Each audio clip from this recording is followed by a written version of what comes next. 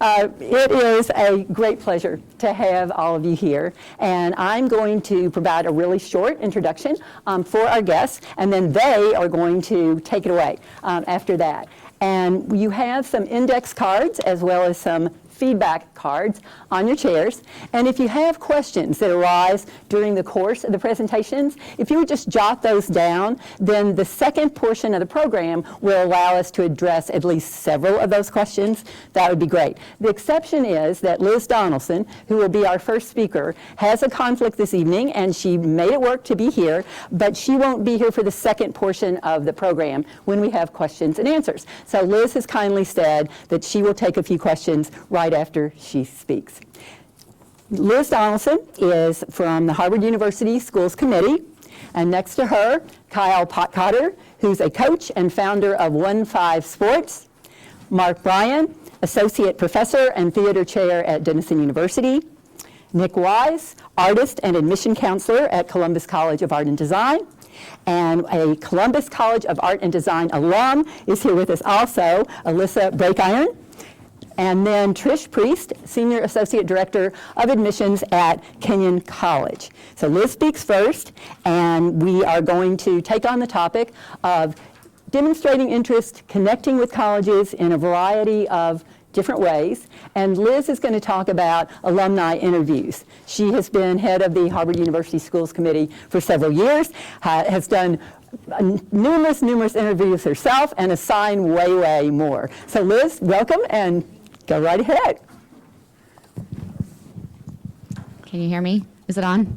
Okay. I am also not used to speaking through a microphone, so you can give me, if I get excited and too loud, please let me know. I'm usually a loud talker.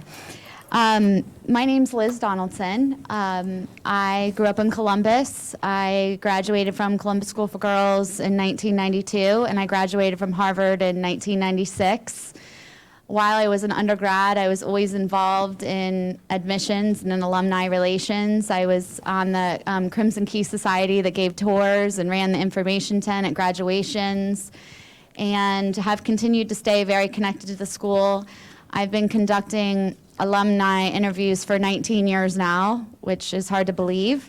And for the last several years have run the committee that organizes all of the alumni interviews for the applicants each year in Central Ohio. Our geographical area really extends almost to Cleveland. We don't do Cleveland or Toledo or Cincinnati, but we pretty much do everything else all the way down to the West Virginia border, including all of Southeast Ohio. So it tends to be a lot of interviews each year. It's amazing how every year it seems to be more and more, especially since the advent of the universal application. We've seen a huge increase in applications. We used to be able to provide an alumni interview for everyone who applied, and that was a very big point of pride for Harvard. Unfortunately, that's not something we can't do anymore. So we are one of the colleges that does provide alumni interviews, and it's a very important part of our process.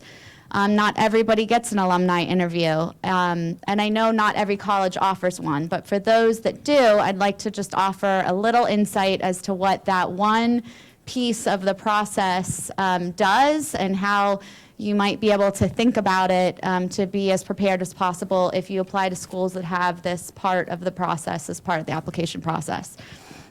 As you know, every admission office's job is to put together the best class, and they're looking at a wide range of diversities, and we often think, those of us who are part of this, it's really a mystery, because the kids who we think are going to get in don't get in, and the kids who we think maybe won't get in do get in, and every year it's a surprise for all of us.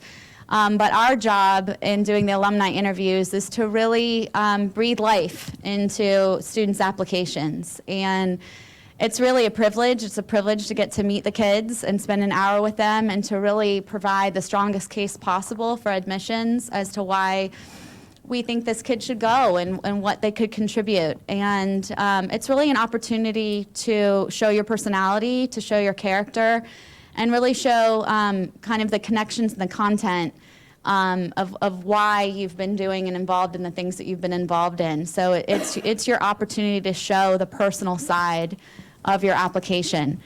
I think you all know important parts of the application process are the school transcript, the standardized test scores, your extracurricular activities, your personal statement, your teacher and school recommendations, and then for the schools who provide them, your personal interview process. And really what we're there to do is to evaluate your personality, and that sounds kind of scary, like, oh, I'm headed into an interview where I'm going to be evaluated on my personality. But really, it's a wonderful opportunity because you think about the schools who provide this, the fact that they actually care. They actually care to know what your personality, what the twinkle in your eye is about, the things that you want to talk about. For many schools, they don't provide that, but for the ones who do, it's really a wonderful opportunity. So it's fun and it's a privilege for us to be involved in it. I'm a volunteer. It's an important thing to remember if you're having an alumni interview that you're being interviewed by a volunteer, by someone who lives in the community, who has children in the community, who's going through a lot of the same things that you're going through or your parents are going through. It's an important part of the process to remember. I'm not a professional. I'm not paid for this. I just do this as a service really to the community and back to Harvard in my case. So some of the things I'm going to share, of course, are particular to Harvard, but I hope that they will extend and be helpful in terms of other colleges as well. But I feel like I need to include that as a disclaimer that my perspective is from the perspective of how Harvard admissions in particular does it. What Harvard is looking for that I think is common probably to all colleges is how an applicant distinguishes him or herself. Some of the ways they can do that, there are really 4 different ways that I think are pretty standard. Showing unusual academic promise through academic achievement or an area of study or research. Many students are well-rounded and they've excelled very highly in a variety of different things while achieving highly at an academic level. That's one of the things that we look at. Other students are what we would call well lopsided, meaning that they've achieved something or distinguished themselves very highly in one area while also maintaining very high academic results. And then the last area is students who bring perspectives that have been formed by unique experiences or personal circumstances. So that really covers a broad range, and I think that if you look at yourself as an applicant, you can probably see yourself in one of those categories. And the best thing that you can do through your interview process is to really kind of figure out what bucket you fall in and focus on the stories and your experiences that exhibit what bucket you fall into and how you're distinguishing yourself. How have you made an impact in the things that you've been involved in? Describe them. We want to know about them. Our job is to provide details around those things, not general comments. Wow, this kid is going to have a lot of impact at Harvard, but we need to provide specific examples as to why we think you're going to have an impact because of things you've already had an impact in. What are you passionate about? We'd like to hear about your passion. We'd like to see the joy that you've had in things you've been involved in. We want to experience those through your words and through you sharing those things with us during your process. What are some of the qualities that we're looking for that make you distinctive in an interview process? We're looking for outstanding and unusual intellectual ability. Whoa, what does that mean? That sounds really scary. But are you creative in the way that you think? Are you original in the way you think? Is there something quirky about you? Share it with us. We want to know what that is. We're looking for unusual, appealing personal qualities. Are you effervescent? Are you mature? Do you have strength of character? How are you able to show us your unique personal qualities through a conversation? Do you have an outstanding capacity for leadership? Have you been able to lead others in a positive way? We'd like to hear about that. Do you have an outstanding creative ability? Harvard's really interested in that and very open to submitting pieces of art, music, videos of you dancing, any of the things that you're passionate about and creative about, we want to know. Athletic ability. Many people don't know this. I feel like I'm recruiting for Harvard, which I don't mean to be doing, but many people don't know, but Harvard has the largest number of NCAA Division I athletic teams of any college in the country, 41. That's a pretty high statistic. And that's one way that a lot of applicants distinguish themselves. And it doesn't mean that every student's going to go and play for Division I, but maybe you're going to go and you can contribute to your house team or your club team. We want to know about that. So what will happen if you get assigned a alumni interview is you'll most likely get an email from someone who went there saying, hey, I got assigned you for an interview. Let's find a time to get together. The first thing that I would advise is whatever email that you have provided in your application, please be constantly checking that email. You would be astounded to know how many students every year completely miss their interview from the college, completely miss that communication, that email asking for an interview report. We will interview an applicant, we will reach out via email 2 times, we'll follow up with a phone call 2 times, and then that's it. It gets reported back to admissions that the student wasn't interested and we move on. So it's really, really tragic. Each year I have a couple kids who honestly just don't check their emails, and it's a really tough situation. So that would be my very first piece of advice. A lot of students put down like the email that their school assigned them, and then they never really check that email account. So it's just a simple little thing that makes a really big difference. Your interview should be at a place of mutual convenience. It should probably be at a quiet coffee shop, not at someone's home, not at your home, not their home. In my case, when I make the matches, I do so pretty randomly. So if you're matched up with someone who's the same ethnicity that you are, or you're a football player and they're a football player, that's probably just by chance. So sometimes that can be a good thing. Sometimes it doesn't feel like a good thing, but just know that it probably wasn't intentional. In terms of what you should wear something that is comfortable for you. A lot of students are nervous that maybe they should get really dressed up for an interview report. We really don't want that. We want you to just be yourself. Please communicate with us directly. Don't let your parents communicate with us. We don't want to hear from your parents. We really don't even want to meet the parents at all. In fact, the parents really should just be invisible. Drop your child off in front of Starbucks and go away. And wait for your text that says it's over, and then hide in your car until I walk away, and then you can come get your child. I don't want to see you. I definitely don't want to talk to you. I mean, tonight I do. But not during the interview report.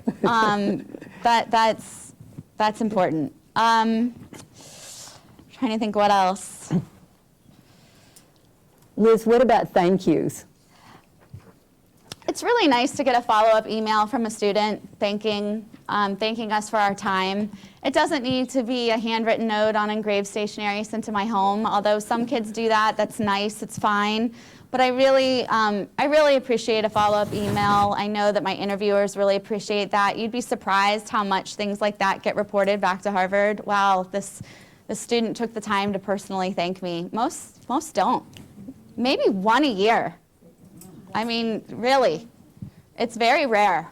Again, it's just a really simple, easy thing that says that you're thoughtful, that says that you care, that you value the time that a volunteer took with you out of their busy Saturday, and they've got kids doing sports and careers and 50 million demands, but yet they're taking the time to do this because it's important to them. So that's a really nice touch. You don't need to tell us other schools that you're applying to. We're not allowed to ask you that question. You don't need to tell us that our school is your first choice. We're not allowed to ask you that. We're not supposed to. We're not going to. I hope none of our interviewers do that. If that's something that you feel really strongly about and you want to share it, it's fine. But please don't think, oh gosh, I didn't say their college is my first choice, so they know that it's not, so I'm probably not going to go get in. We really are not thinking about those things that way. Here's the other thing that I want you to know. This is the case with Harvard, and I'm guessing that it's the case with most alumni interviews. We get no information about you. We get your phone number, your address, your email, and what high school you go to. We don't see your transcript. We don't see your scores. We don't know what extracurriculars. We know nothing about your families. You're a blank slate for us. So it can be a really uncomfortable situation heading into someone to interview you as a student and thinking, oh my gosh, they know everything about me. They know that I did really badly on my math SAT, and I'm going to have to explain why I didn't. We don't know that. We know nothing. So, so please don't feel as though you're entering into a situation in which you're going to be prejudged. We really are just there to get to know you. And if you want to bring your resume and want to hand it to your interviewer during the interview, I found that that's a very helpful thing to spur a conversation, to kind of walk through and see what jumps out at me and to ask questions. So that's something that I always really appreciate. I don't note whether or not a student did bring that or not in my interview process, but I found it helps in the interview itself, because you really want an easy flow of conversation. You don't want it to be a struggle to be getting information out of the student. At the same time, you don't want a student who's just really trying to get everything they want you to know about them out. It really should be just an easy flow, an easy exchange of ideas and conversation. And so I found that things like that can really help during the process. Does anybody have any questions? Again, we're making the exception for Liz because she needs to move on to another obligation this evening, and we'll have questions for everyone else at the end. But does anyone want to ask Liz anything at this point? Yes. Quick question. Yeah. Is there a growing trend towards using digital technology to provide a profile of yourself? And I know at Wellington, we do that to some degree. What are your thoughts about that? How is that being received in the community? And could you speak a little bit also about the digital information that's out there about you that you may or may not have control over? Do you access that? Well, let me address the second part of your question first. I think that nowadays, being a senior who's applying to colleges, you need to be aware that someone who's interviewing you and the colleges themselves, the admissions themselves, might very well be looking at your social media accounts. So it's not something that I personally do. But I would advise students to think about that, when they're in the college process, and whether or not the pictures and the content that is made public is representative of who you really are. In case someone is looking at that, which of course they could be trying to get a better picture of you. That is not something that we encourage our interviewers to do, and I've actually never even thought of doing it for a kid myself, and I think maybe the people from admissions could speak more to the role of all of that in admissions themselves, but I think it's an important thing to think about. The first part of your question, I'm not sure what you mean by... Sending a video of yourself, or Yeah. You mentioned using dance videos. Yeah. But what role is that really playing in the process? With an alumni interviewer or with admissions in general? I know from the standpoint of Harvard that they love to get stuff like that if that's something that distinguishes you. I also know that they are probably inundated with things that students think that the college should see. So I would say if it's something that you're very passionate about, if it's something that really distinguishes you, then it's very important to share it. To share it with admissions, to share it with your alumni interviewer. I think if it's not the true passion of yours, and it's not something that is very self-motivated, then we are looking at so much of that all the time. It's pretty easy for us to tell the difference. So I would be judicious in what you share and why. But I would never hesitate to share something that is important to you. I would share it. And just one or two other questions, and then we need to move on to our other panelists. Yes. What is the role in test scores? I know a lot of the schools are saying, I'm saying this in quotes, we don't look at test scores anymore. What does that really mean? Or is there something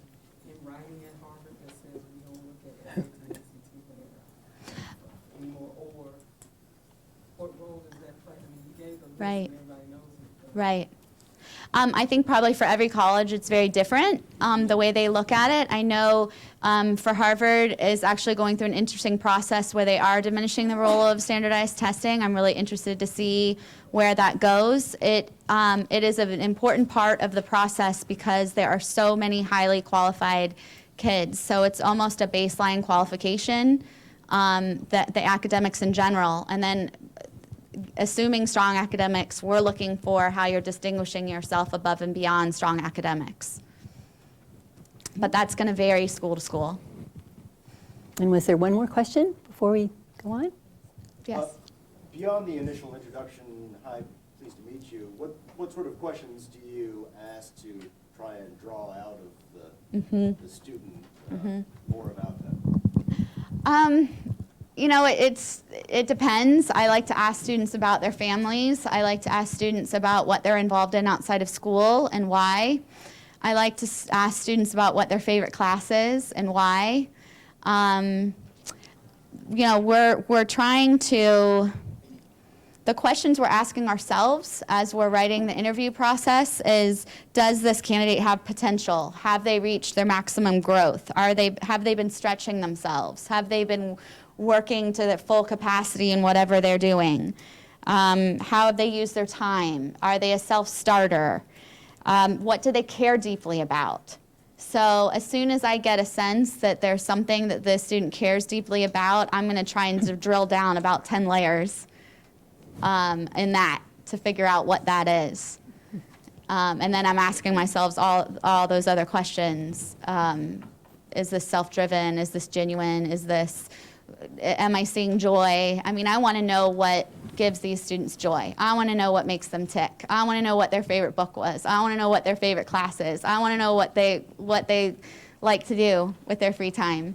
Just genuinely just trying to get to know who they are and what they love. Thank you. Great. If you all would join me in thanking Liz, and she does have to depart.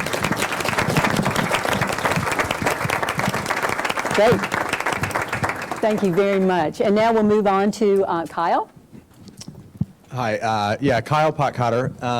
And just to give you a little background on myself, I was a Division III athlete coming out of high school. I went to a smaller high school over on the very western part of Ohio. Mostly looked at smaller Division III schools, a few NAIA schools, ultimately settled on Denison and graduated from Denison in '99. Began coaching and spent 3 years at the College of Worcester. Then I went back to Denison, was at Denison for 6 years. And then I was at Otterbein for 4 years. And all of that time was centered around basketball. My second duty, which most people don't realize when you're talking about college coaches, I think everybody always thinks about Ohio State and Division I. In Division III, you wear a lot of hats, and so my second duty was I was the head golf coach, which is pretty much the best job you would ever find. But in 2012, I left college coaching and expanded on a business that I had started running sports camps, mostly basketball camps, until this past, I guess, January. The gentleman that was my assistant when I was coaching golf, because I'm not a teaching pro, he is now the head coach for golf at Denison. He and I have remained good friends. He's the head coach and also runs the golf course. And so Denison wanted to get him a little bit of help, specifically in the area of recruiting. So I came back on board on a very, very limited basis, but I try to help him with organization and contacts with recruiting. And so they've asked me to speak on the recruiting process for athletics. Excited to be here. As you can imagine, when I found out the order of speakers, when you're at an event that talks about college selection, you're really excited when you follow Harvard. Anyway, so the first thing, I guess, I don't know how much everybody knows about the recruiting process, but it's easy to get swept up in when you're in the shadow of Ohio State and the athletic program at Ohio State, what recruiting is. And the very publicized recruiting is Division I football, Division I basketball. We have recruiting rankings of 8th graders now. which I find comical, but that's the reality. I think there's different reasons for where we are in recruiting.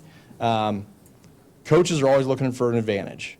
I was kind of joking with Stuart when I got here. When I applied to Denison back in 1995, it was still a paper application, and I didn't even get the application until after the application deadline. But I had pretty good grades, but I had no trouble. Well, I don't know. My coach never told me I had any trouble getting into school, but I got into school. In my time at Denison, that was, if you didn't have somebody applied by the application deadline, forget it. I tell a story about when I was recruiting a golfer, and it was a Central Ohio kid who I tried like crazy early in the process to get him to take an interest in Denison, and he was a really good player. I knew it would be a really good get for a Division III school to get him. Never heard anything from him. So April rolls around, and all of a sudden I get an email from him. And he says, I thought I was all set to attend this Division I school. I didn't get into school. We were talking about a 34 ACT with over a 4-point. I don't want to give too many details in case somebody knows, but I couldn't believe he wouldn't get into the school, but it had to do with a particular program he was looking to get into. So obviously from many school standards, easily he's going to get into school. I sent something to our admissions people, and I said, is there anything I can do? Our application deadline was passed, and sorry. So things have changed. You've got a great example down the road here at Upper Arlington. If anybody knows the name Dane Goodwin. Dane Goodwin just finished his sophomore year of high school basketball. His dad is the head coach at Capital, but he committed verbally to play at Ohio State before he'd ever played a high school basketball game.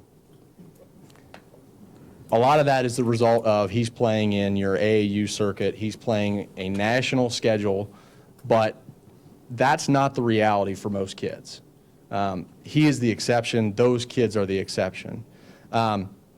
So what is the recruiting process like? I think more and more as athletes, you start to get noticed in your junior year. And a lot of that is, I guess I'm gonna speak mostly from a Division III standpoint because that's my background.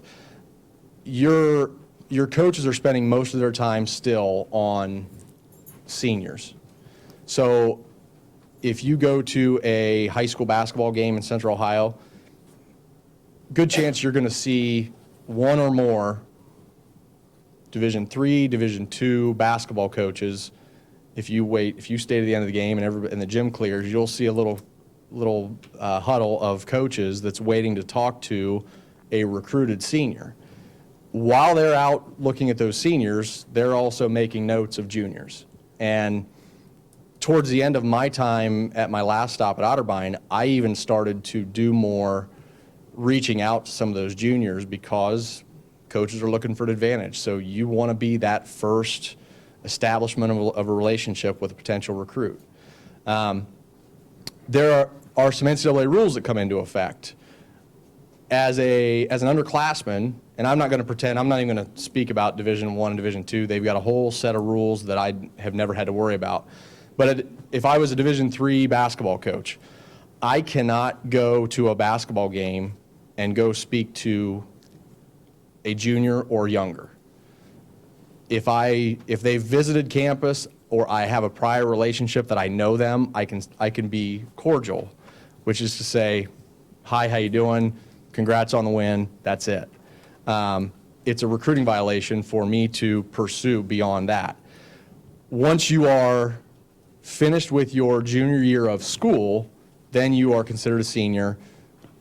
I could, come to an open gym and talk to you in the summer, whatever.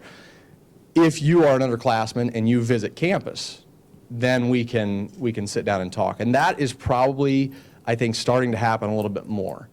I mentioned that I'm sort of helping out recruiting golf at Denison. In this I'm in the middle of a 10-day stretch where we're going to have 3 juniors visit campus.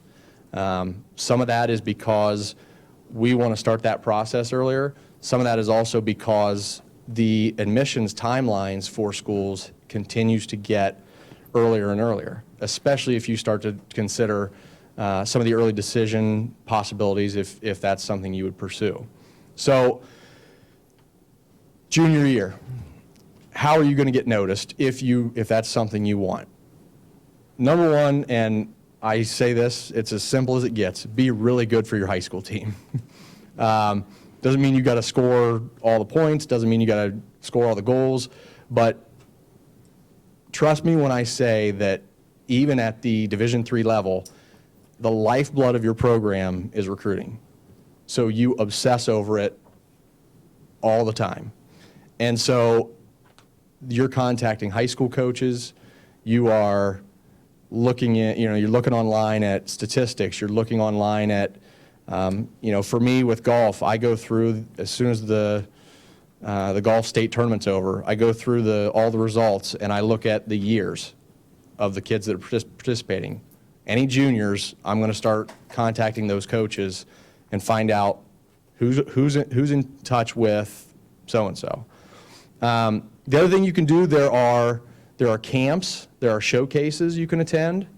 Those can be anything from your AAU, you're playing on an AAU team and you go play in a tournament.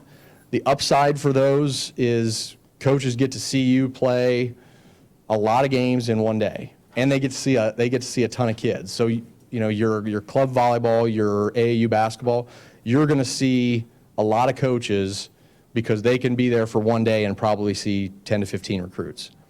The other thing that's out there is, and maybe particularly of interest at a place like Wellington, there are academic showcases. That was something that we sort of started getting into the latter time that I was at Denison, and now the head coach at Denison, they really focus a lot on, there are events that you can go to in Chicago, Cleveland, Boston. They're associated with schools. So you've got Brandeis in Boston, you've got Case Western in Cleveland, and they are, like for instance with basketball, you go play, but in order to be invited or included in those, you have to have a certain GPA and you have to have certain test scores. And so you'll see anything from the Denisons, the Kenyons of the world, up through Stanford, Duke. They'll have teams, you'll have programs represented. So that's something you can certainly do as well. The other thing you can do is you can reach out to coaches. Now, I'm especially talking Division III and below now.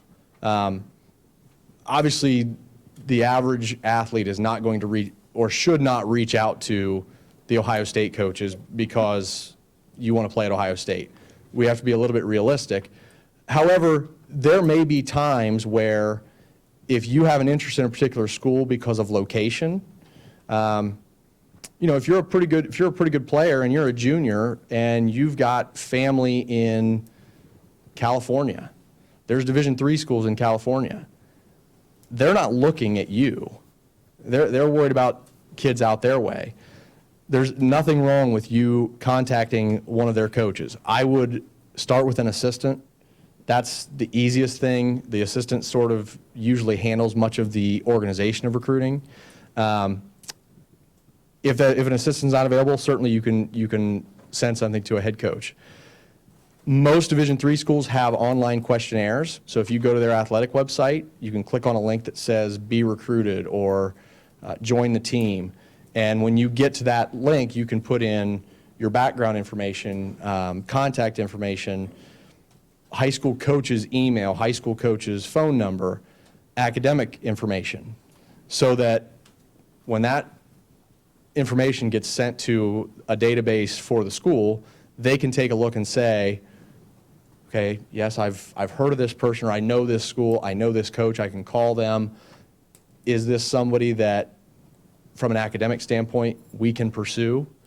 Beyond that, I would sort of, once you've made the effort or once you've been in contact with a school, you go through a cycle of the change. It's initially young athletes it's their desire to be recruited, and then the tables turn and it becomes the coach trying to sell their program to the athlete.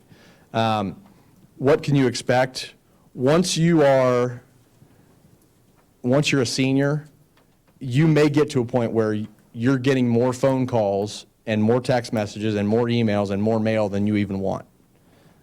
I highly, highly suggest, as you start to get some schools, go visit those schools and see the campus, find out more about what you could potentially look to study, and then absolutely be willing to communicate with a coach and say, Coach, I just don't think it's going to be a fit. I don't see an interest in coming to whatever. Whether that's location, whether that's, their program's not successful enough, whether you looked at their roster and they got 4 kids that are playing the same position as you. It can get overwhelming, especially if you're talking about some of the smaller schools, because Ohio has so many small schools. If you just did a 50-mile radius around Columbus, Division III schools, you've got Capital, Otterbein, Ohio Wesleyan, Wilmington, Kenyon, Muskingum. Did I even say Denison yet? Denison. So you've got to, and so what's the difference? Academically, they have a little bit different profiles, but they're smaller. They're going to be liberal arts. So take some time, even as a junior, if you've got that process started, go check out a couple of schools. You may get to a school and say, this campus is unbelievable. And then all of a sudden, your interest you may be listening a little bit more closely when that coach calls. But to get into your senior year and still have 15 schools, all that are, Division III, if anybody doesn't know, Division III, there is no athletic scholarship money. So all of your aid is based on your merit and need. So if you have outstanding grades, that can help you. If you demonstrate a need on the FAFSA, that helps your financial aid package. But I say this tongue-in-cheek, your financial aid package should not have your athletic performance should not have any bearing on how much money you're going to get from a school. Now, yes, it happens. And you'll every once in a while hear of even Division III schools that are, they have to submit an audit to the NCAA, and if it finds that your packages for athletes are better overall than your packages for the average student, then there's not really, they can't, they're not going to take scholarships away, obviously, because you don't have scholarships in the first place, but that you may sit out a postseason. I don't want to name any schools, but there was a school in Ohio, that's been probably 4 years ago, that their entire athletic program did not participate in end-of-year conference tournaments, and some of their teams were pretty good and would have gone on to the NCAA Division III tournament. They were not permitted to participate. So you should not have any bearing on your financial aid package based on your athletic performance. It may happen, but for the most part, you should not expect, okay, this school really wants me, so I can say, well, so-and-so is giving me more money. So as coaches, you really don't have a lot of impact on that. So once you start to narrow those things down, I think it's important to find out what is going to be a fit for you. So do you want to play? Do you want to win? Can those things be, can those things go together? Or one thing I always say is sometimes kids don't evaluate. I may go and not play. I'm only going to practice. Okay? I know I'm kind of running on time here. Real quickly, life as a student athlete, a lot of time, a lot of demands. You can expect to, you're not going to travel, you're not going to fly places, you're going to ride in vans or buses, you're going to get back from games at midnight or later and have an 8 o'clock class the next morning, and your coach is going to expect that you're going to be there. You really have to want to play, and you'll go through some ups and downs, and it's why there's such a high attrition rate of athletes at the Division III level. When you don't have monetary incentive to continue playing, I always use myself as an example. When I was a freshman at Denison, 26 freshman basketball players went out for the team. Now, not all of those were recruited, but they never cut anybody in 4 years, and we had 4 people left. So people decided there were other things they wanted to do. Playing was, I didn't get to play as much as I wanted to, and so you find other things to do. But you'll play in empty gyms, you'll play in full gyms. You'll spend some of your spring break or your winter break or your fall break, you're on campus and there's nobody else there, and you're going to practice. So it's also probably the most rewarding thing you could ever do in college. All that being said, you'll lifetime of friendships, the experiences that build from some of the adversity you'll face. It's a very rewarding experience, no matter what level you're going to play at. So, Great, thank you so much. Thank you. We'll move on to Mark. Hi, I'm going to stand and wander because I feel weird about sitting. I also don't give presentations. I don't lecture. I teach at a liberal arts college. I start discussions. So I'll do my best to do this. My name is Mark. It's a pleasure to be here. I'm there's like Denison. I'm here from a Wellington connection. You might know my wife, Eleni Paplianatos, who used to direct the theater program at Wellington. I'm a huge fan of Wellington, and I'm really happy to be here. I also have no expertise whatsoever in admissions or financial aid. I work with those offices in a wide variety of ways, and I can probably answer some pretty in-the-weeds questions, but it's not what I do. I'm a historian of the 18th century, and I'm a playwright, and I used to be an actor, and I'm the chair of the Department of Theater at Denison. I think, however, I can give you a couple of tips here and there about what I think you should be thinking about if you're thinking about the performing arts in college, if you're thinking about your sort of college search in that context. I have like a few tips. I'll lay out my tips. I'll maybe cede some time to my colleagues from the excellent art school and the excellent liberal arts school who are next to me, and then maybe I'll pick that back up again in question and answer. But here are my tips. One of the things you're going to make a decision about if you're really interested in studying the arts as a kind of major field when you're in college, one of the things you're really going to be looking for is the distinction between what we call a conservatory style program and a liberal arts education in the same territory. The fact of the matter is every college and university is going to work that out slightly differently. You want to talk to the people who teach in those programs, and you want to hear how they describe what their program is. I, for instance, teach at a liberal arts college, and I teach in a program which is as far from a conservatory style education as you can get, and we believe in it very strongly philosophically. We believe our program is extremely rigorous. I got a ton of professional actors I can point to that will show, Denison alums, not just people in the world, who will tell you that level of rigor is part of the deal. My former student Ben, who's one of the leads in a musical called Beautiful on Broadway right now, was in town 2 years ago. He was Raoul in a touring production of what's the one with the mask, Phantom of the Opera. And he did this fabulous little interview with the Dispatch, in large part because he went to Jersey, went to school at Denison, and Ben talked about what he did. And Ben identified as an English major. He was a theater major, but he'd never tell you that. What he talked about was was about curiosity, about a kind of energy of creation, about being generative. You'll find sometimes you're an actor, you play the violin, you think maybe what that is largely interpretive. And I'll argue that number one, it's not, right? You want to be able to demonstrate that you're a generative artist, a creative artist. You want to demonstrate that to the colleges you're going to go to, because if they're like Denison, that's a thing we're really, really, really interested in. We think that a liberal education is the way to do that. I have a ton of students who are lawyers and veterinarians and field biologists and stuff like that now too. My sister has a BFA in photography from not your fine institution.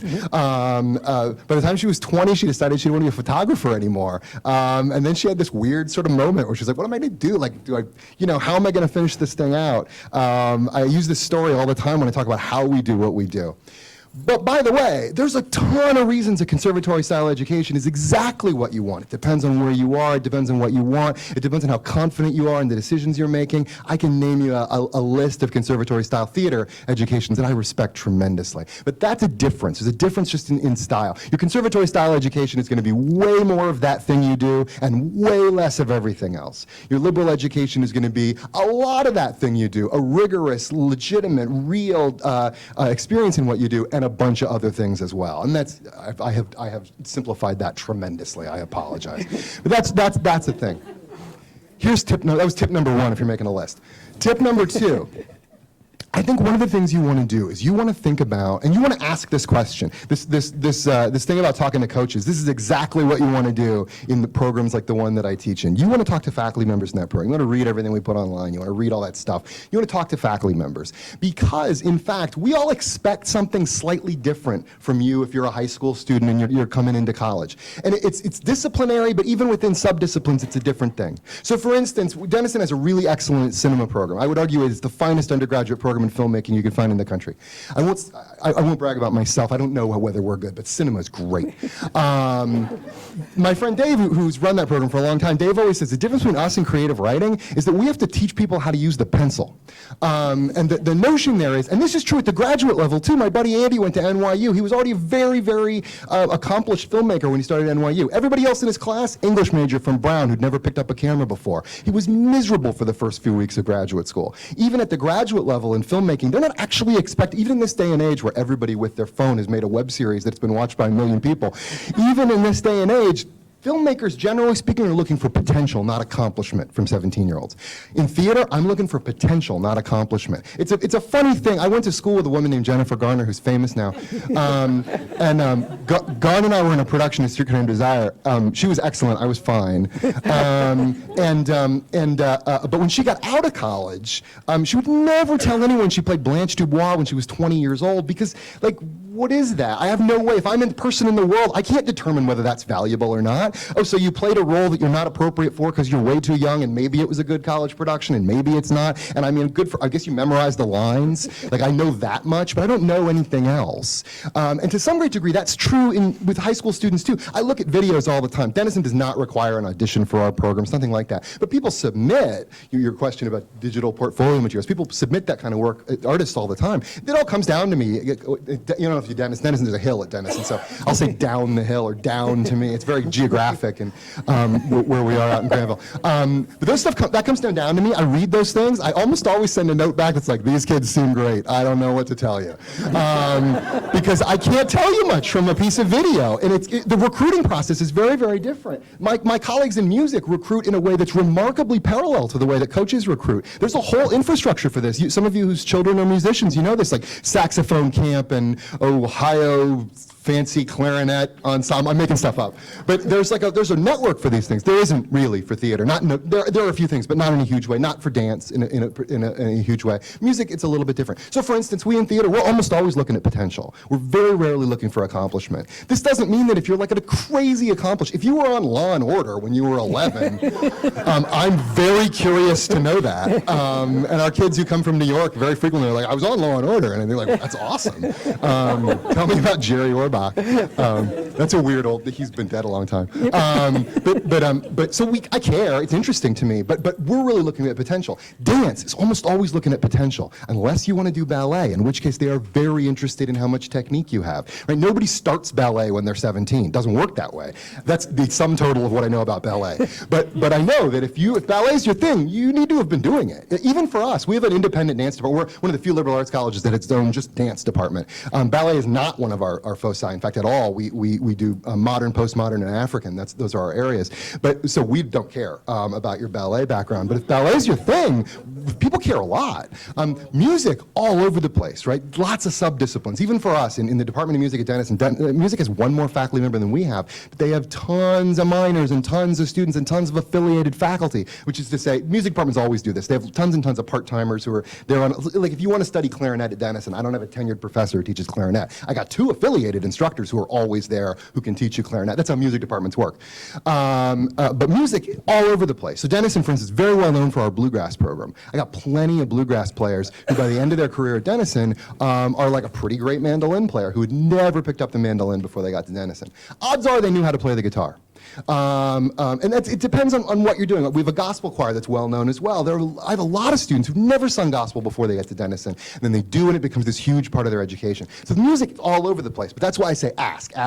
What do you expect? What do you need? Are you looking for a level of accomplishment, or are you looking for a potential? That was the word I wanted, potential. So that's a key thing. Does that make sense? That's good? Okay, good.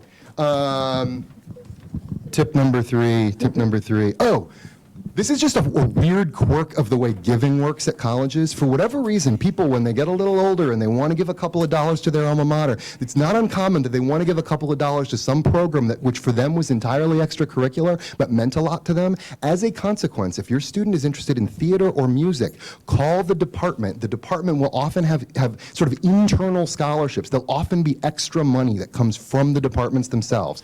Denison's a very good example of this. Music and theater, my department and my colleagues down the road have more endowed funds than any department. Actually, I have more than any, like all the other ones on campus combined. And it's just a weird quirk of giving. It just has to do with people who are like, oh, I really liked being in those 3 plays. Here's $1,000. And in large part, it's like, if they give it to chemistry, it's like, I don't know where that goes exactly. I'm not a chemist. Maybe you do if you're a chemist. But it's easy for people to be, if they give it to my production fund, and you know what I'm going to spend $1,000 on? I'm going to spend $1,000 on a play. And that's what they want me to do with it. Although oftentimes it's the point of my story is not the production fund, it's a scholarship one. So this is an important thing. Music departments and theater departments, in all my experience, tend to have a little extra money on the side. I have a meeting tomorrow to dole out a bunch of money. And that's kind of exciting. This particular one's for current students, but we have money for those things. So talk to faculty members about that as well. Number 4. Tip number 4. Everybody does the things I'm talking about. There are colleges that don't have film programs. There are colleges that don't have dance programs. Every college your student is the least bit interested in has plays, and they have at least some kind of a choir or something, right? There's always music, there's always theater. If you're really interested in these things as the thing you're going to study, again, you got to ask questions. It's about who's investing money in those areas, who's investing money in facilities, time, faculty, and it's not actually that hard to figure that out, right? You peruse the website a little bit, you ask a couple of pointed questions, you can get there. You can see which places have like, oh yeah, we have this little music program on the side, and which places are like, this is a serious thing that we do. It depends on what you want. We know that something like half the students that we recruit who we'd really like to come to Denison think of the facilities and experiences and faculty and possibilities in the arts as a major reason why they may or may not come to our college. That does not mean theater majors. That means economics majors who play the violin and biologists who want to act in plays. This is a significant admissions driver. We were just talking about this because athletics is another one for a lot of colleges. So one of the pieces is you want to have a sense of what you really want. Do you want music to be a piece of your education? Do you want music to be your education? Do you want music to be this sort of full-on conservatory, I never see the inside of a biology lab? Those are all 3 different models. But for each one of them, you should ask serious questions about, like, what does this mean? Where does this choir perform? Where is this institution investing its time and energy and money? And if it's in the arts, by the way, for anybody, that's a pretty good canary in the coal mine for the health of an institution. It's very easy to cut fine arts programs, or rather, it's not easy to cut the programs. It's very easy to cut back on the programs. If you see a place that's cutting back on those programs, it's a pretty good canary in the coal mine that they're going to cut back on a bunch of other things too. Look for places that are strong in the arts. You'll find places that are strong in economics. That's a pretty good model. Okay, wait, that's number 4. Oh, number 5. This is true of all things in college. Mentorship, mentorship, mentorship. Everybody, people in college, my president talks about this all the time. I got in good with him because the book he's always quoting, I read shortly before he started quoting it, and we had a conversation, and now I'm on the inside.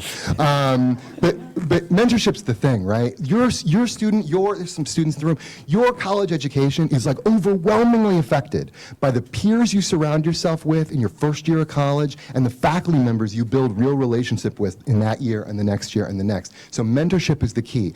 I would argue as a theater professor, and I think this is true of the arts, and I gotta believe it's true across the board, that if you can identify that kind of mentorship, if you can find a place, and this really is a matter of like taking a trip, sitting in the room, talking to a person, and if they seem cool, like maybe that's there, right? Mentorship's a hard thing to gauge. Talk to students, talk to current students, ask about mentorship. Use that word, ask about mentors, tell me about your mentors. This is insanely important. If you meet 5 students at Denison in my program and you ask them about mentorship and none of them says anything, first of all, that's not gonna happen. But if you do, don't come to Denison, because that's a bad sign. It's not gonna happen. But that's a particularly bad sign. Mentorship is key. So you wanna meet faculty members, you wanna see what that feels like, right? Showing up for classes, right now is the season where accepted students are making their final decision. So I've had a lot of accepted students in my office lately. I came in on Sunday afternoon to chat with somebody. It's a whole thing. I like doing it. I like chatting with people. But if you are, if you can do that, right? If you can sit in a class and if that faculty member says, "Hi, how are you? Hold on, let me get you a chair. Where are you from?" These are good signs, right? They might just be like nice, but these are good signs that there's a potential to be a real mentor in this context. But then ask students, right? Because they'll tell you. Students are like, they get really bitter really fast. Yeah, they get crazy bitter crazy fast. So you always got to gauge that. Like almost any college you go to, you'll meet that student who's like, everything's fantastic. Don't believe them, right?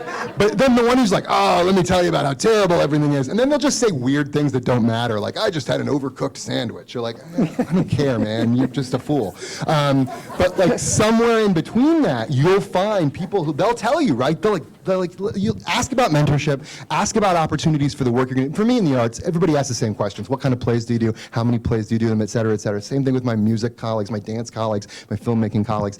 These are the questions to ask. But I'll tell you what, mentorship is the thing. Ask about mentorship. Be curious, work hard, be generative. If you can do those things, any college is going to be interested in you as a potential student, and certainly in the arts, as far as I'm concerned. Does that sound fair? Yeah. Okay, so that's good. I cede my time to the gentleman from the Columbus College of Art and Design. Thank you very much. Thank you very much.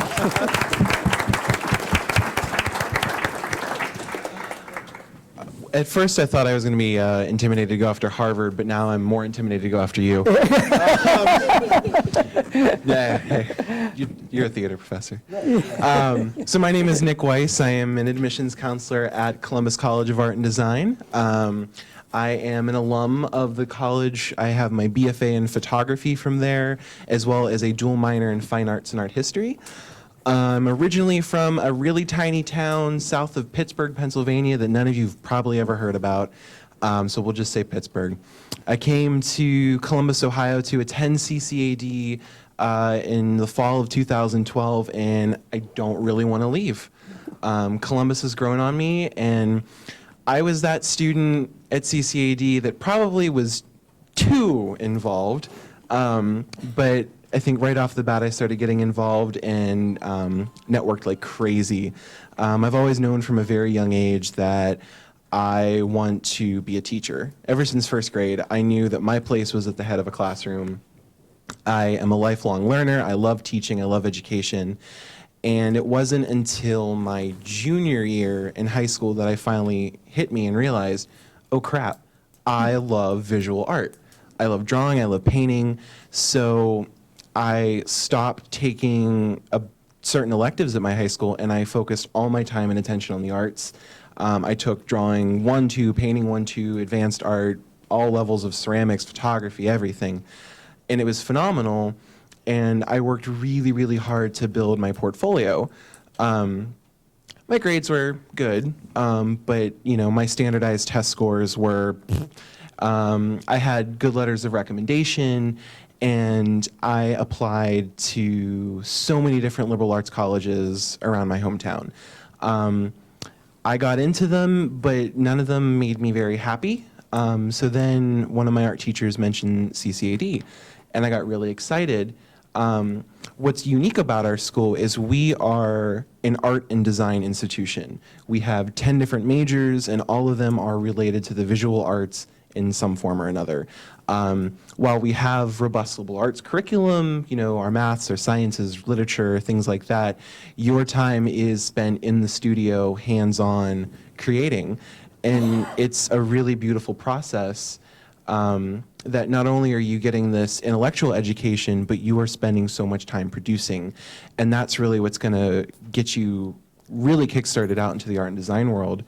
And it's kind of fun too. As we've all said, college is a lot of hard work. I'm not gonna lie, there were plenty of nights where I was up till 2, 3 in the morning finishing a project that I probably could have avoided if I had just done it on time. But we're students, we learn, right? A little bit about our actual admissions process. So professionally, I am an admissions counselor. I work with prospective students all day long, sun up to sundown. We require, your general application to the college. We look for letters of recommendation, and then we have a personal statement, and then as well as your portfolio. So at CCAD, we identify that as our portfolio or evidence of creativity. So we want to see that raw talent. We want to see that creative brain really thinking and flowing. That's what we're looking for. A lot of my colleagues may disagree with me on my stance, but I believe you can teach anyone how to draw. If you have an interest to learn and get to the technique, you can learn how to draw. But not everyone can think creatively and think differently, and that's something that we are really looking for, and we want to and then, once we get it, we nurture it and we just let it explode. Once you have that creative seed and you work with your faculty, that's really what's going to help begin to blossom that mentorship. And again, you had a beautiful word, mentorship. It's so true in the arts. You will, whether you realize it or not, you will always gravitate towards different faculty, different students and alum, and just kind of latch on and learn as much as you can from them. Especially if they're your professor, they're being paid to give you information. Take advantage of that. My sophomore, so I had a weird start. I am like this is the don't do this when you're applying to college story. I applied to all those schools, got in, did the deadlines, everything on time, and then I found CCAD. I applied 2 days before the deadline, rushed to get everything in, miraculously somehow got accepted, and then I submitted all of my deposits and scheduling and everything. Then I went and toured campus. So I was really lucky in my college search, so I don't really recommend that. Go visit everywhere you can.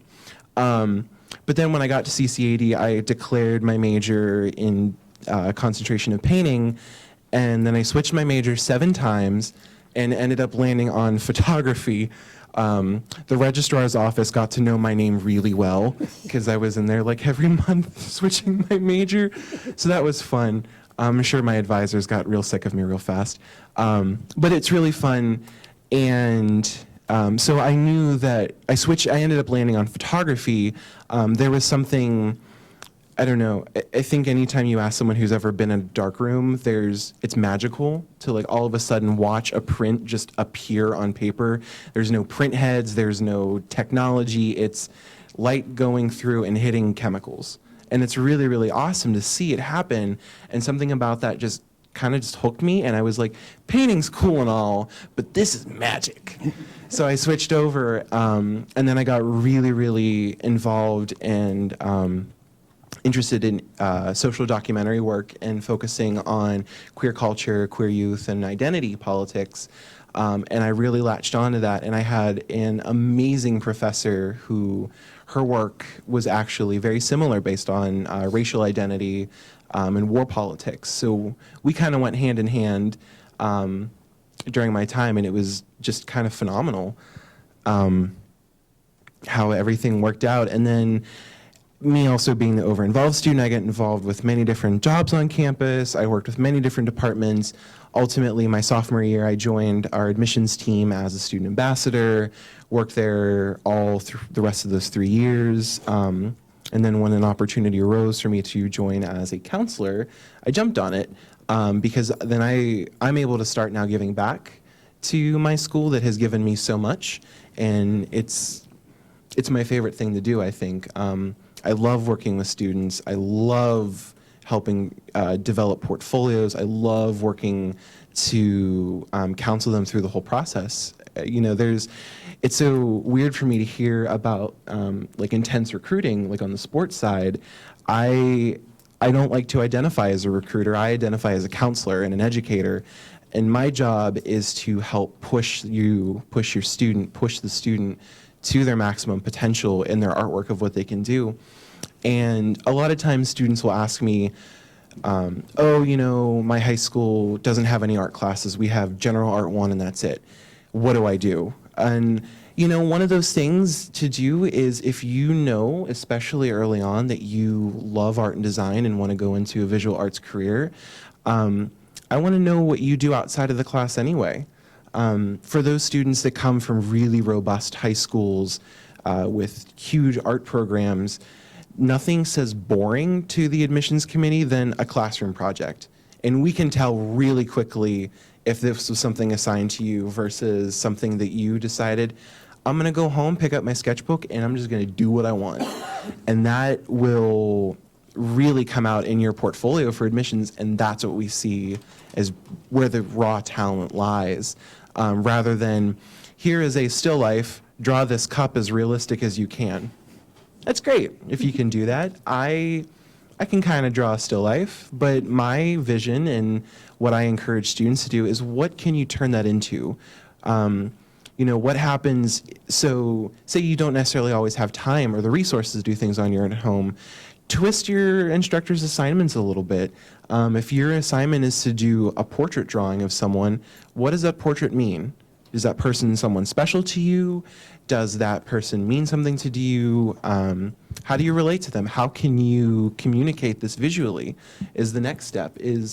Are you communicating how realistic you can draw? Are you communicating a story to me? And those are the different things we really love to see in a creative portfolio, and just kind of how that wraps up together. A little bit about student life, in art and design. I talked earlier. It is hard work. You do spend a lot of time in the studios working, but you get to know each other really well. You know your colleagues, you know your classmates. They become your life support after school. They become your network. They become your friends. They become that, I have a deadline for this illustration. It's due at 8 in the morning. It's 9 o'clock the night before. I really need someone to take a look at this. Your professors may not always be there, especially 20, 30 years down the line, but those people who you graduated with will most likely be there for you.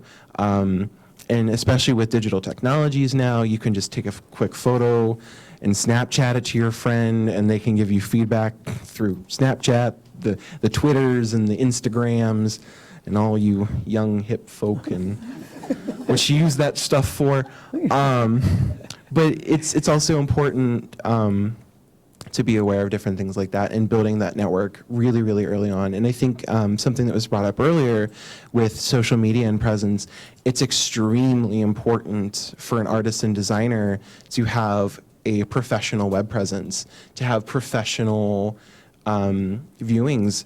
Something we in our admissions office, we don't Google every student. That's crazy. We don't have time for it. But I've had different tasks over my time where I've had to interview people and hire them for jobs and positions. And you bet I'm looking them up on Facebook. Because if I'm hiring someone to be a representative of the college and every single thing they post on Twitter is how much they hate the school, not a really good fit. So it is very important, depending on the college, even just getting into it now before hitting the college admissions process, especially once you start that job hunt out there, it is so important to have a clean web presence, professional web presence. And it's something I hope I can impart onto you now to start thinking about. I didn't really start thinking about this till my senior year. And I found all of my art websites from when I was in high school that were coming up when you Googled my name, and holy moly, I don't ever want an employer to see that I did those things. I never post anything bad on social media, but I had some really bad artwork. that is no way a reflection on my abilities now. So just things to think about, you know, but yeah, it's cool. Yeah, awesome, thank you.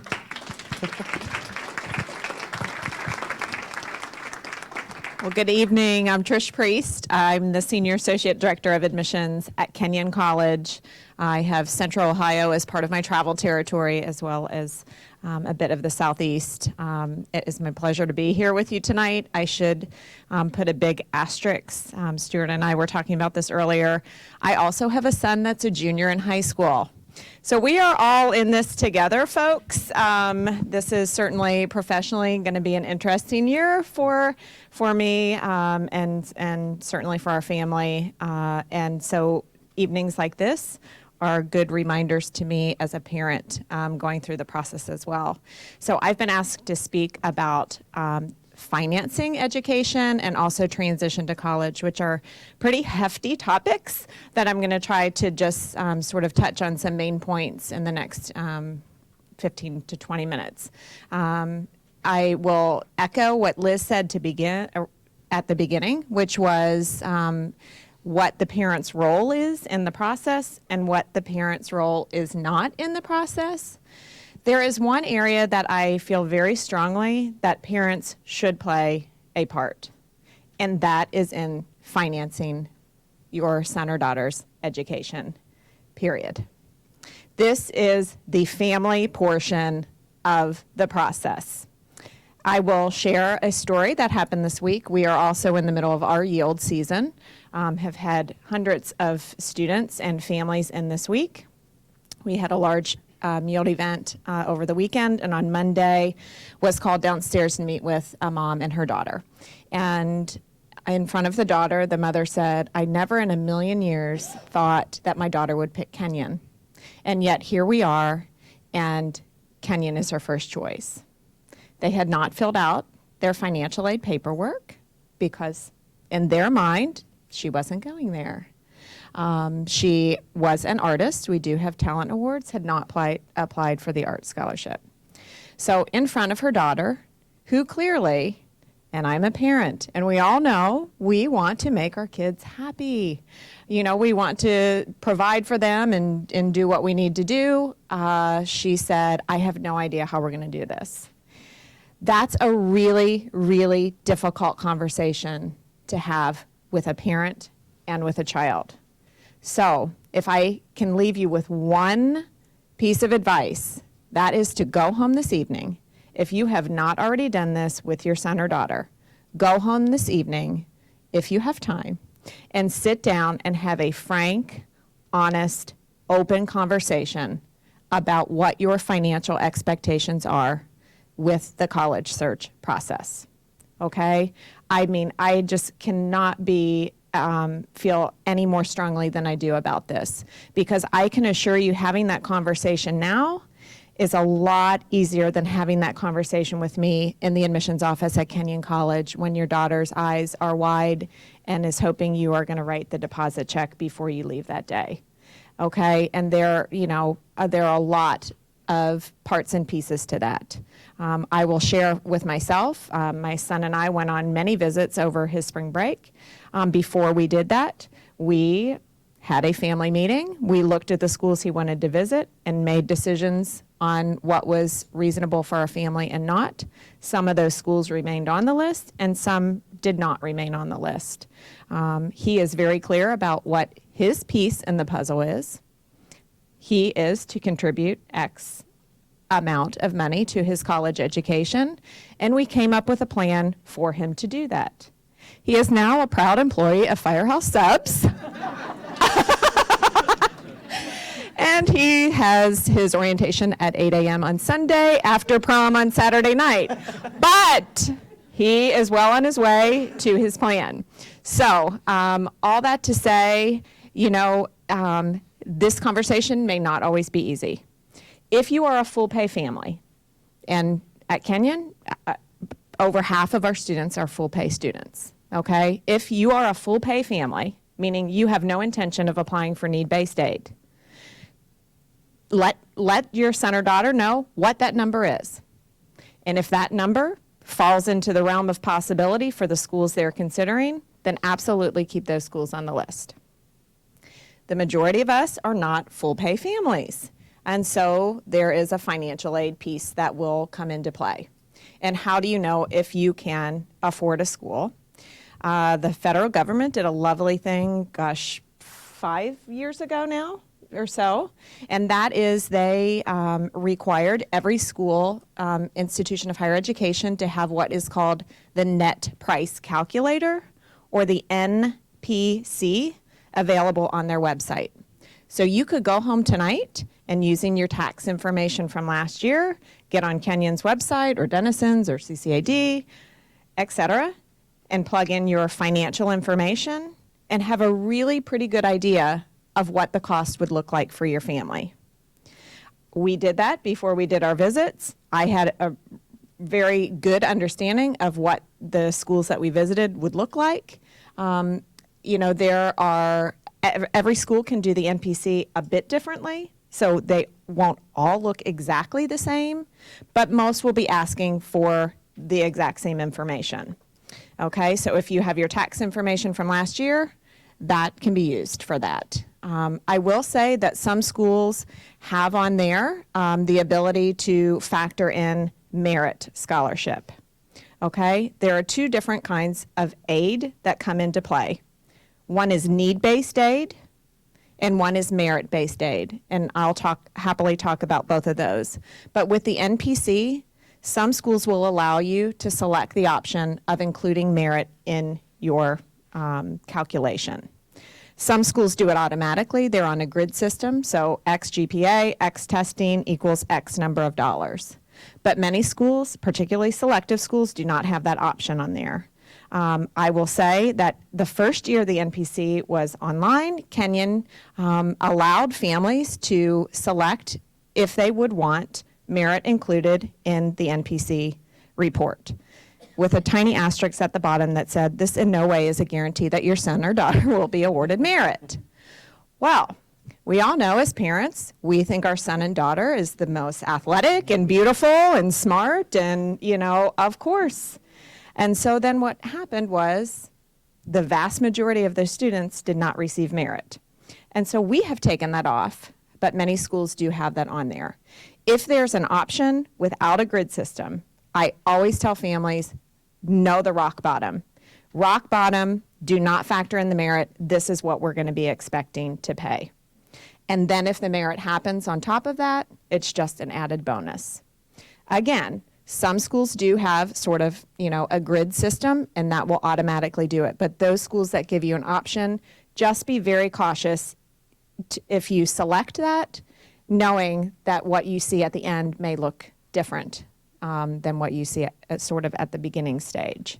So I mentioned the two types of aid, need-based aid, so that is income and asset dependent. Okay, so that is different than merit. We will look at tax information. I am not going to attempt this evening to go into the changes that are happening. We are all in this together, people. There is going to be a change with the FAFSA this year. It's going to be available in October, where it was always available in January.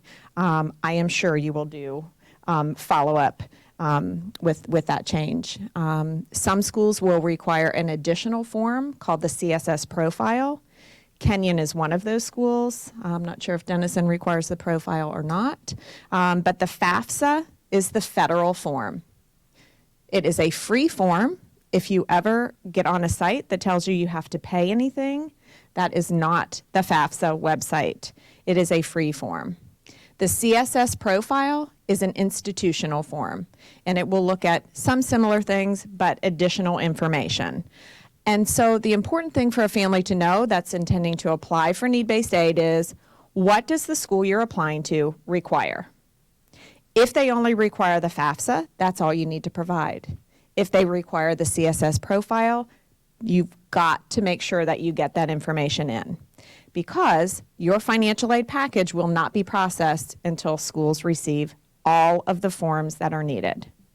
The NPC is not a form. It is a tool. Lots of families will come through the process and say, I didn't receive a financial aid package. Well, I can go back through their history and say, we never received the FAFSA or the profile. Well, I filled out that thing on your website. That is not a form. That is just a tool for families to use. So just keep that in mind as you go through the process. Some schools, if you are from a divorced family, will require additional information called the non-custodial form. So the point to this is you have to know the parts and pieces that the schools that you are applying to or your son or daughter is applying to require. Because without those, you cannot be packaged for need-based financial aid. The merit piece is a totally different ball of wax. Schools, and I think this is a really important thing to note, every institution has its own way of dealing with a budget. Some schools, Kenyon for example, it is an institutional priority for us to meet 100% of demonstrated financial need. So if your family has a need, meaning you need that money from us of $54,000, we will meet your need 100% with $54,000. That is an institutional priority for us. But we only merit about the top 15% of our applicant pool. That is how we choose to award the money from the budget that we have.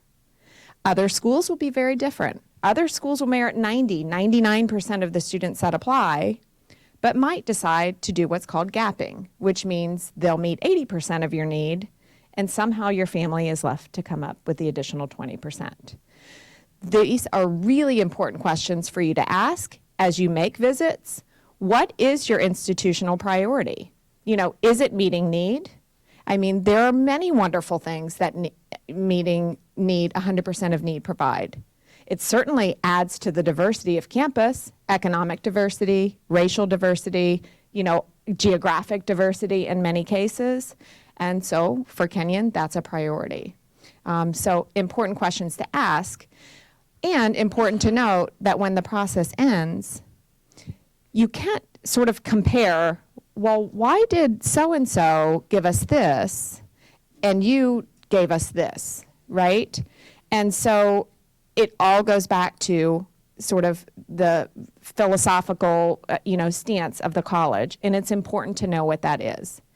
If it is important for you to pay the exact same amount, but have your son or daughter have a merit scholarship, then certainly seek out those schools that award 99% of their applicant pool merit. If that's not a priority, then, I would say, many selective schools do not award merit aid.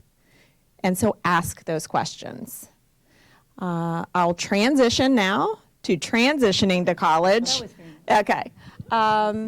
So this is a really interesting thing and something that really has come on my radar, I would say, in the past month or so, which is there have been a lot of studies recently about mental health issues on college campuses, particularly at highly selective schools.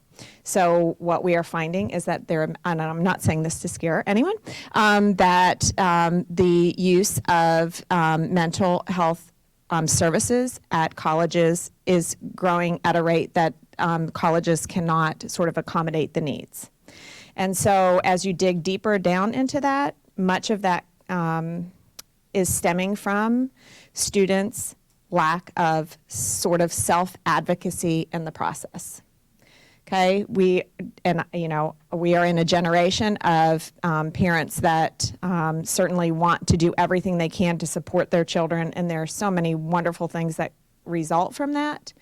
But what we're seeing on the higher education side is students that are not prepared to handle major things and minor things. So even things like doing their own laundry, to the more major things on campus. So in a philosophical way, what I would really like to say is you are at a great stage that it is not too late to have your students, sons or daughters, be advocates for themselves.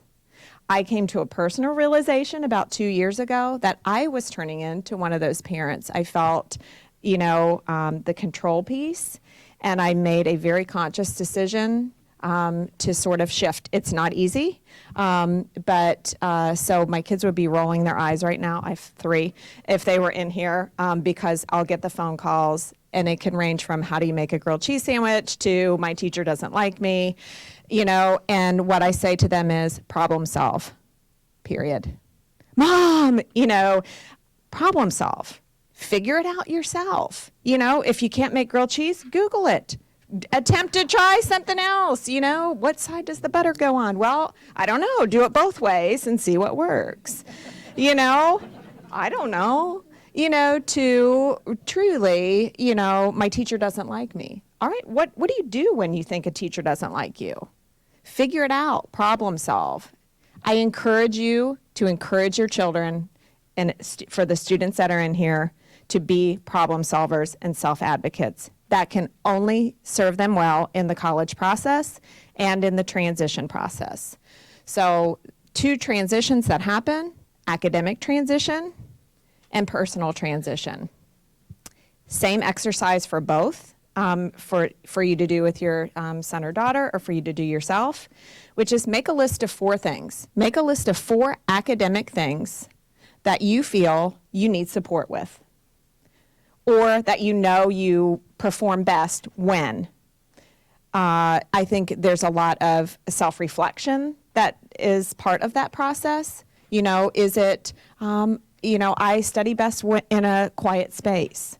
Is it, I have, you know, a learning difference and I, you know, need to make connection with someone for that? Make a list of 4 things. And as you visit those schools, seek out those 4 things. Is it a writing center? You know, my son, writing is something that he needs to be a self-advocate for. And when we visited the places, he would say, where is your writing center? And before we left, we would visit the writing center. We didn't have to talk to anybody there, but at least physically he knew where the building was on campus. Because part of the problem with students is they don't want to ask questions. They don't want to look like they don't know the answer to things, or, you know, that they're out of place. They're still 18-year-old kids, you know. And so as you visit places, those 4 pieces are really important. You know, if your son or daughter has ADD and they receive medication for it, you know, is there an office on campus where they can get a prescription refilled? You know, that's an important piece. So the academic piece is crucial. You know, find if being in a quiet place is important. Ask students on the tour, where do you go to study? Where's a quiet place to study on campus? Go see it, physically see it. I think it really, and if a school doesn't have those places, then maybe it's a school that you need to take off your list. And that's part of the process as well. The personal piece, the same way. What things make your son or daughter, or you as a student, feel connected to the community that you're in right now? Is it a teacher? Is it a coach? Is it, you know, a theater or art, instructor? Is it, you know, you're connected to your church? Is it, it can be any number of things. But those same things that students are connected to here, they will look for that connection in college as well. It might look a little bit different. It might not be the same person or the same, you know, style, but the essence of it is going to be the same. And so as you visit, ask questions, have them ask questions about, you know, the personal piece of it for them.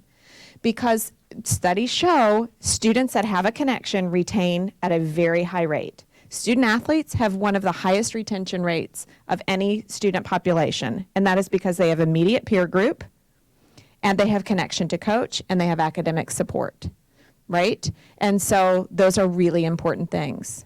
Every school has some sort of activities fair or, you know, sign up for clubs very soon after classes begin. Encourage your son or daughter, or you as a student, to go to the activities fair. Sign up for things. You don't have to continue to do them if it's not something you want on your list, but try to find a connection with something, because those connections in the end are what is going to make a positive experience for your son or daughter. Okay.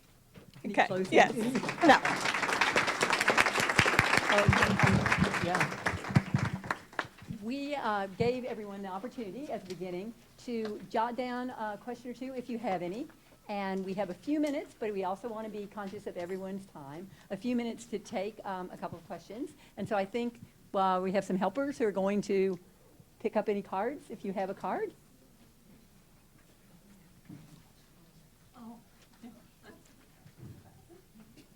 Great, thanks. Great. Great, thank you. All right.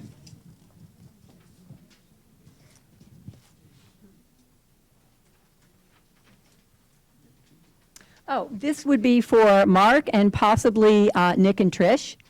For admission to selective theater programs, what weight is placed on academics versus the artistic portfolio or potential? I'll tell you what, it's going to be a different answer at almost any institution, although my guess is that Kenyon and Denison will have just about the same opinion about this. Like I said before, I have no way, give me a portfolio as a theater artist, I have almost no way of determining the level of your extraordinary talent. I generally speaking rely on my excellent colleagues in admissions to tell me, this is a student that Denison wants. This is an exceptional student, we'll give you 10 reasons why. Oh, by the way, it turns out they're also a pretty good actor. This is the thing that I hear, this is the thing I know. It's certainly a piece, if I'm not mistaken. I've never been involved in the ins and outs of like, what you guys do is really complicated. But I know it's a piece of the puzzle, right? It's a big piece of the puzzle. But for me, what happens at Denison is that they gather together a body of portfolios. They send them down the hill to me. I take a look and I say, like, these are great. These kids seem really talented. And I never say this one's no good. I say this one I can't tell from what they've sent me much that I can be helpful with. So I know that's a piece of the puzzle. My take on it is that to me is a piece of the academics, and I think that's the big story for at least an institution like Denison. I don't know if that sounds like a fair territory for you.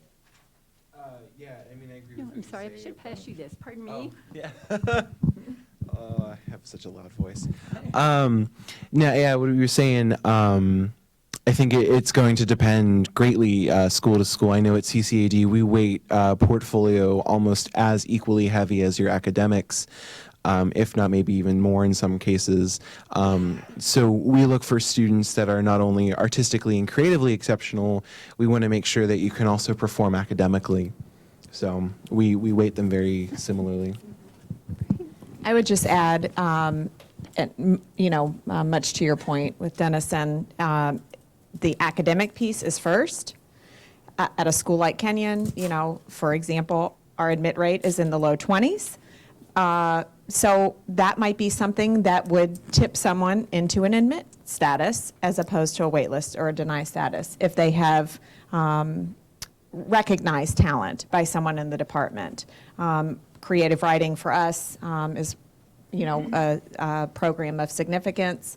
There was a student this year that would have fallen into a range that could have gone either way, and she won one of our writing awards, and so was admitted from there. But the academic piece definitely would come first. Great. And this question primarily, Trish, when do you find out about merit? Is it at the same time that you are admitted? Yeah, so for example, at Kenyon, yes, when the student receives their admit letter, they also receive all of their need-based financial aid information as well as merit information. The only caveat to that for us is we do have some talent-based awards that a student, if you are an early decision student, and this is a whole other topic, if you're an early decision student for talent-based awards, you might have to wait a little bit longer to be notified about those awards. Great, and thank you. Next question for Kyle. Is recruiting different for individual sports, i.e. track? And how do you get your son or daughter on a coach's radar? Definitely different.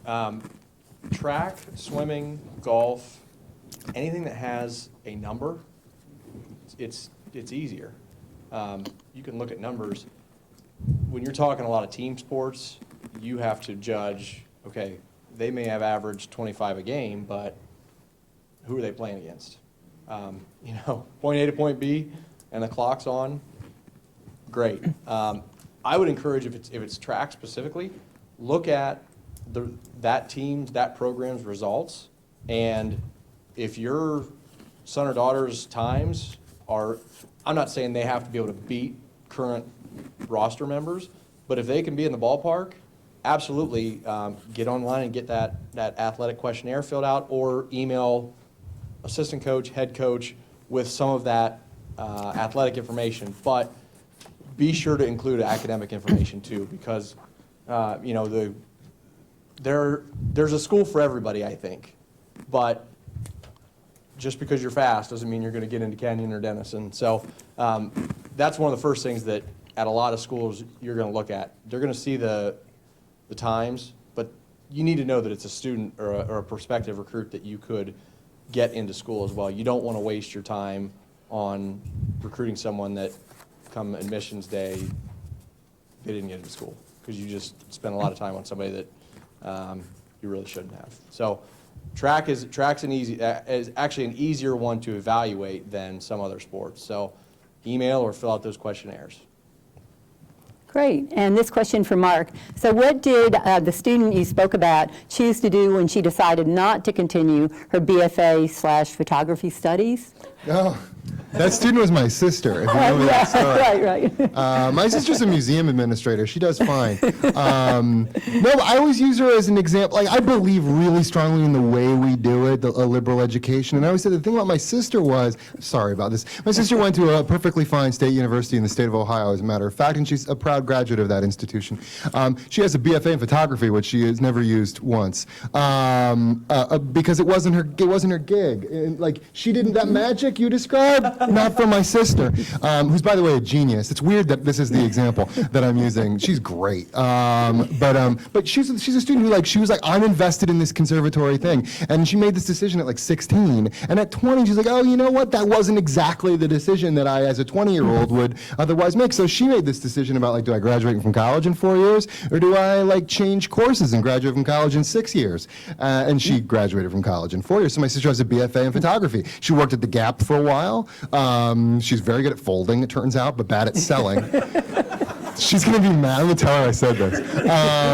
But no, she, like, one thing led to another. She runs a botanical garden. She runs the botanical garden for the state of Illinois. She's brilliant and talented, and it's connected to the thing.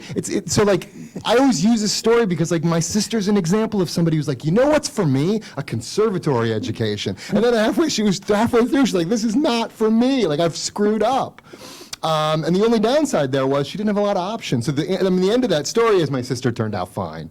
But I always use that as an example because she's a good example of a brilliant, talented, I can't stress enough how much I like my sister. She's a brilliant, talented person who made a decision about her education which ultimately was not super successful. Like, she would have been, I'll tell you, the school she didn't go to was the College of Worcester. My sister would have like, she would have soared at the College of Worcester in a way that maybe where she went to school was just okay. It turned out fine. The answer to the question is, turned out fine. But that's, I use that example because she's a good example of somebody who made a decision young that I think didn't reflect who she would be in just a few years. That's why I use the example. Thanks. Great, thank you. And we have one last question. Well, actually, there are two, but I will be glad to take this one if you will email me, oremus@wellington.org. And of course, I can ask our guests if they have an opinion.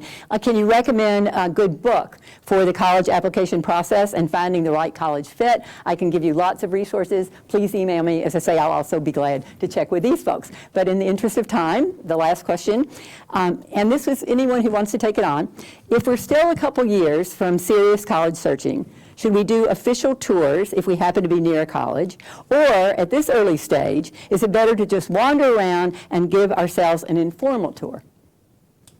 I won't really answer. I'll turn that over to unless you've got something good, I'll turn it to the admissions officers. I will say, I went to Denison University. I visited it when I was 15. I met with an admissions counselor named Stuart. You what? Yeah. You remember that? Of course I do. I remember it perfectly. And she was an extraordinary ambassador for the institution, and by the time I was 15, I was like, Denison seems like a pretty strong comer for me. So for me, early, but you run into good people sometimes. And We were in my office at Beth Eden. I remember specifically. Right. Other thoughts? I recommend the official tour simply because I'm always not a fan of just any old person wandering off the street, roaming through buildings. But I mean, most schools have, different policies on things like that. So I recommend always kind of starting through like the traditional route and then going from there. If you are a youngin' and a few years away from this, it's not going to hurt. It's going to maybe take a couple hours of your day. So I recommend just going through the official, tour. I agree. I would say do the official visit for a number of reasons. You don't have to do the full-fledged, info session and tour and, all of these pieces. Just take the tour, but do sign up. Many schools, many selective schools specifically, do track demonstrated interest from students. And so that record will be in your file whether you're a sophomore in high school or a senior in high school. And so, for many reasons, but that, for example, would be a reason to do an official visit. The book I would recommend actually is from our former dean at Kenyon. It's called I'm Going to College, Not You. And it is a parent's perspective of her going through the process with her two daughters. It's a great book. Actually, I have a book recommendation. It is a great book. Well, good, yes, by all means. There was one. It's called The Naked Roommate 101. Yeah. I grabbed that the summer before I started college, and it talks a lot about good tips on managing space and boundaries with roommates, especially at schools where you may be sharing the exact same room with someone. There might just be two beds. So it's a good one. Right.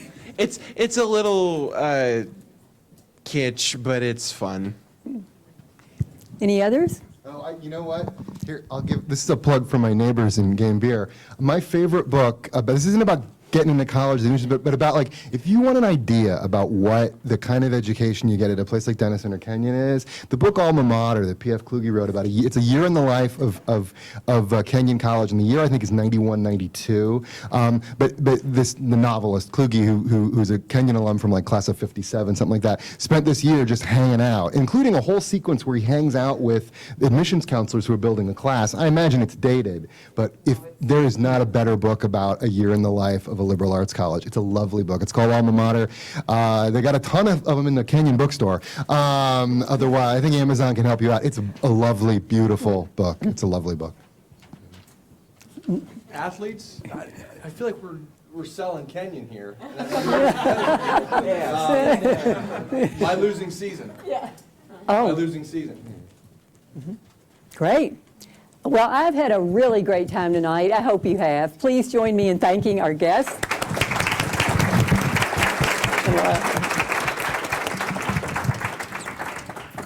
I just want to remind everyone, if you would, to fill out that feedback card and leave it on your chair. And I just want to thank you all very much for your time tonight. This was amazing. And Stuart, thank you for pulling it all together. It was a great, great evening. I learned a lot. I only have 7th graders, but I'm thinking about it already. Thank you so much.